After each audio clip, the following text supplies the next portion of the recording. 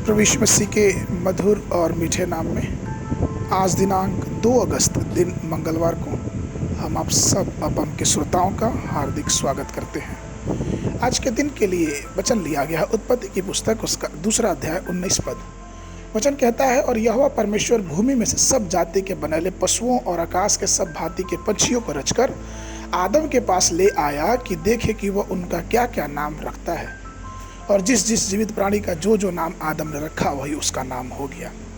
प्रभु मेरे प्रिय लोगों, जब परमेश्वर ने जानवरों, पंछियों, पौधों और वनस्पतियों को बनाया तो उन्होंने उन्हें बनाया ताकि वह फलवंत हो सकें। उसने उन्हें आज्ञा दी कि फले फूले और बढ़ते जाएं, कि हर एक प्रकार की जड़ी बूटी अपने अपने प्रकार की जड़ी बूटी को प्रकट करे या फिर उत्पन्न करे, ताकि प्रत्येक फल अपने तरह के फल को लाए, जिससे मानव जाति और भी आगे बढ़ती रहे। ठीक उसी प्रकार परमेश्वर ने मानव को भी आशीर्वाद दिया कि फलो फूलो और धरती पर बढ़ते जाओ। उदाहरण के लिए यदि एक मिर्ची लेते हैं तो आपके पास उसी स्तर का तीखापन है जैसा कि 1000 वर्ष पहले मिर्ची के अंदर था। अर्थात जो छवि मिर्ची की थी वो कभी भी मिर्ची खत्म नहीं करती है। ठीक उसी प्रकार जब हम प्रभु के बच्चे हैं तो प्रभु की छवि और समानता हमेशा हमारे और आपके अंदर प्रभुत्वता से होनी चाहिए और उसकी समानता में हमको आगे बढ़ना चाहिए। हम परमेश्वर की छवि में बनाए गए हैं और हमको परमेश्वर की छवि में रहना भी चाहिए। हमारा चाल चलन राजाओं के राजा प्रभु यीशु के नाई होना चाहिए। हमारे मुख से यहोवा की ज्योति चमकनी चाहिए।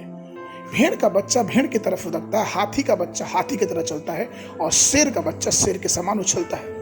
इसलिए जब हम परमेश्वर की छवि में बनाए गए हैं, उसके स्वरूप समानता बनाए गए हैं, उसका नाम दिया गया है, तो परमेश्वर चाहता है कि हम भी उसके नाम में आगे बढ़ते जाएं, उसके नाम को नामकरण के अधिकार से आगे बढ़ते जाएं। परमेश्वर ने हमें 10 आज्ञाएं दी है ताकि पूरी मानव जाति उसका पालन करे। उसी समय उसने हमें कुछ शक्तियां भी दी हैं जिसका परमेश्वर ने अपने लोगों के ऊपर दे दिया है। वो आधार, वो अधिकार, परमेश्वर की सामर्थ हमको दी गई है। आइए उस नाम को जो हमें दिया गया है, उस नाम को अपने जीवन में स्वीकार करें, उस सामर्थ को अपने जीवन में स्वीकार करें और परमेश्वर के नाम से आगे बढ़ते जाएं। प्रभु में प्रिय लोगों, यह कभी ना भूले कि हम परमेश्वर के पुत्र और पुत्रियां हैं। यह रिश्ता परमेश्वर ने हमसे बनाया है। आइए हम उसके नाम से, जो वो नाम उसने हमें दिया है, उसमें प्रबल और उसकी छवि में और आगे बढ़ते जाएं, जिससे वो सब कार्य करें जो परमेश्वर ने हमें करने के लिए कहा है। आज के वर्णन के लिए जो पद है वो लिया भजन संहिता की पुस्तक उसका 110 उसका 3 पद। तेरी प्रजा के लोग तेरे पराक्रम के दिन सुरक्षा बलि बनते हैं।